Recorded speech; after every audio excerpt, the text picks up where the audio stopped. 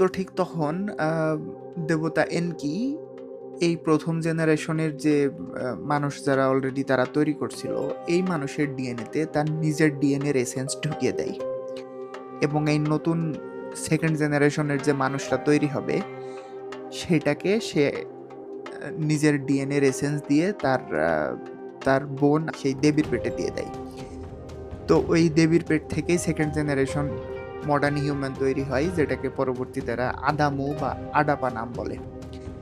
এই আদামু বা আডাপা কিন্তু একা ছিল না, প্রথমে বেশ কয়েকজন মানুষ, পুরুষ ও মহিলা আলাদা আলাদাভাবে তৈরি করছিল তারা।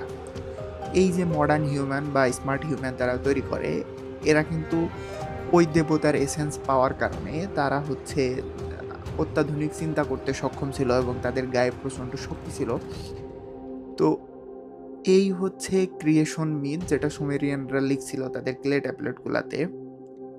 এই যে ডিটেল কাহিনী যে একটা বানর জাতীয় প্রাণীর ডিএনএ কে রিশেপ করে আবার আরেক দেবীর পেটে স্থানান্তর করার মাধ্যমে মানুষ তৈরির যে কাহিনী, যেটাকে তারা নাম দিছিল আডাপা বা আদামু, মানুষ তৈরির এই ঘটনাটা পরবর্তীতে সব ধর্ম নিজেদের মতো করে কোনো কিছু বাদ দিয়ে কোনো কিছু অ্যাড করে এইভাবে তারা নিজেদের মতো করে প্রথম মানুষ সৃষ্টির গল্প হিসেবে চালিয়ে দিয়েছে।